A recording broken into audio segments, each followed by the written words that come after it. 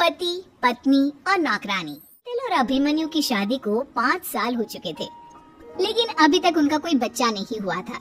इसकी वजह से शीतल और अभिमन्यु परेशान रहते थे, लेकिन उन दोनों से ज्यादा परेशान थी शीतल की सास, यानी अभिमन्यु की माँ जानकी देवी। जानकी देवी चाहती थी कि जल्दी से जल्दी उनकी गोद में पोता या पोती आ जाए, और इसलिए वो अपनी बहू शीतल को लेकर एक दिन हॉस्पिटल पहुंची।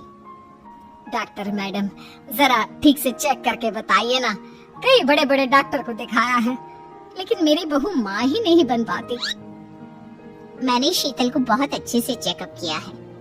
देखिए, बात यह है कि शीतल के अंदर माँ बनने की कैपेसिटी नहीं है। ये आप क्या कह रही हैं डॉक्टर साहब? कोई तो इलाज होगा ना, कोई दवाई दे दीजिए। देखिए, कुछ प्रॉब्लम ऐसी होती है जिनका कोई ट्रीटमेंट नहीं होता। आई एम सॉरी टू से, लेकिन शीतल कभी माँ नहीं बन सकती, क्योंकि उसकी यूट्रस में अंदर से ही कुछ प्रॉब्लम है। घर आने के बाद क्या हुआ माँ? कहाँ लेकर गई थी आप शीतल को? अरे कहाँ लेकर जाती, डॉक्टर मैडम के पास ले गई थी, लेकिन तेरी बीवी तो कभी माँ बन ही नहीं सकती। मम्मी जी, इसमें मेरी क्या गलती? अगर अंदर से कोई प्रॉब्लम है तो उसमें मैं भी कुछ नहीं कर सकती। जानती हूँ, ये बात डॉक्टर के मुंह से सुन चुकी हूँ। अब दोबारा मेरे सामने इस बात का गाना मत गा। अरे माँ, परेशान होने की जरूरत नहीं है, हम सोचते हैं ना कुछ। अरे क्या सोचेगा तू? जब डॉक्टर कह चुका है कि तेरी बीवी माँ नहीं बन सकती, तो बता क्या सोचेगा तू? कहाँ से लाएगा बच्चा? माँ, ये तो मैं भी नहीं जानता। अभिमन्यु, क्यों ना हम अनाथ आश्रम से एक बच्चा गोद ले आए? क्या फर्क पड़ता है बच्चा हमारा हो या गोद लिया हुआ? हाँ, ये बड़ी बातें बनाने वाली, क्या फर्क पड़ता है? अरे क्यों फर्क नहीं पड़ता? मुझे इस वर्ष को आगे बढ़ाने की किसी दूसरे का नहीं। लेकिन माँ, आप जानती हैं कि ये अब पॉसिबल नहीं है।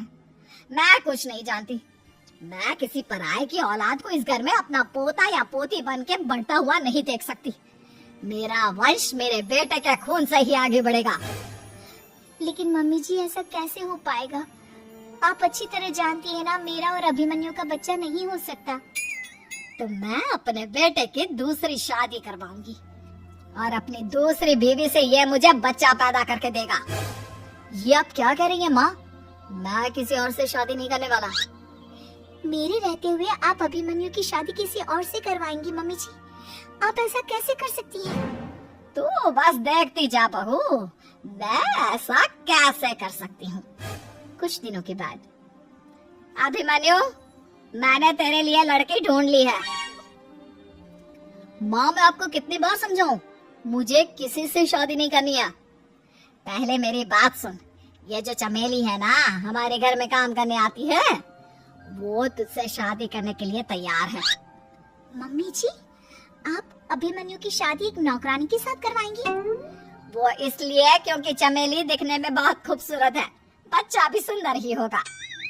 मम्मी जी, लेकिन एक बच्चे के लिए अपने बेटे की शादी नौकरानी के साथ करवाना, क्या ये सही है? अगर अभिमन्यु ने शादी नहीं की ना, तो मैं अपनी जान दे दूंगी। अब देख लो, अगर तुम्हें अपनी माँ की जान प्यारी है तो तुम्हें इस नौकरानी के साथ शादी करनी ही होगी।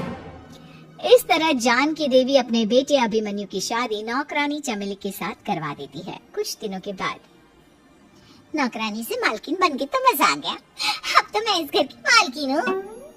देखो, अपने आप को ज्यादा मालकिन समझने की कोशिश मत करो। एक बार तुम्हारा और अभिमन्यु का बच्चा इस दुनिया में आ जाए, उसके बाद तुम इस घर से हमेशा के लिए चली जाना। अरे जाओ जाओ, किसी और के आगे बातें बनाना, एक बच्चा तो पैदा नहीं कर सकी। बढ़िया आई, जाओ जाकर मेरे लिए कॉफी बना कर लाओ। नौकरानी मैं हूँ या तुम? मम्मी जी, देखिए ना, शीतल मुझसे किस तरह से बात कर रही है। शीतल, तुम्हें पता है ना चमेली प्रेग्नेंट है, मेरे बेटे के बच्चे की माँ बनने वाली है। वो जैसा कहती है वैसा करो। लेकिन मम्मी जी, वो मुझे नौकरों की तरह ट्रीट कर रही है। अरे तो करेगी ना, वैसे भी बहू तुम हो किस काम की, एक बच्चा तो पैदा नहीं कर सकती। जाओ अब घर के सारे काम करो और चमेली को आराम करने दो।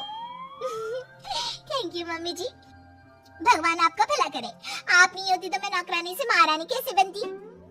देखो, तुम्हें जो चाहिए सब मिलेगा, खूब खाओ पियो, मजे की जिंदगी जियो, लेकिन बस मुझे एक बच्चा पैदा करके दे दो।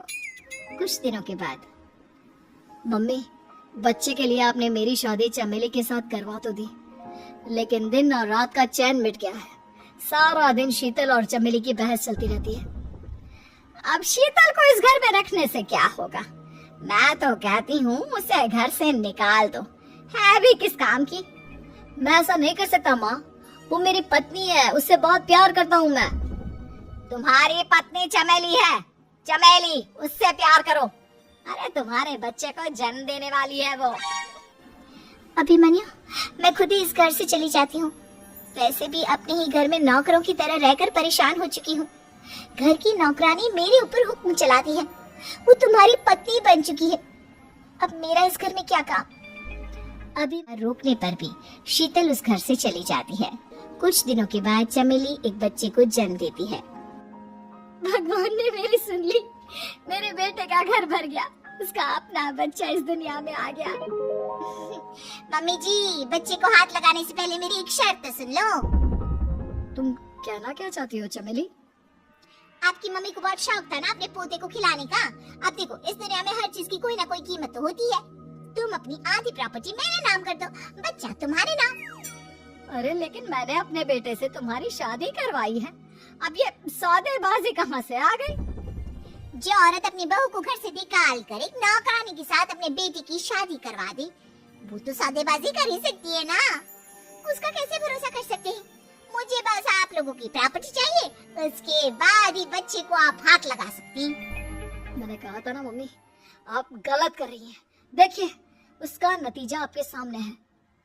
जब शीतल को पता चलता है कि अभिमन्यु और चमेली का बच्चा दुनिया में आ गया है, तो वो अपने घर पहुंचती है। अभिमन्यु, कहाँ है आपका बच्चा? क्या मैं उसे देख सकती हूँ?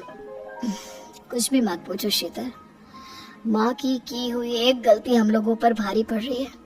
वो नौकरानी अपनी औकात पर आ गई है और अब हमसे अपनी आधी प्रॉपर्टी मांग रही है, वो भी बच्चे के बदले में।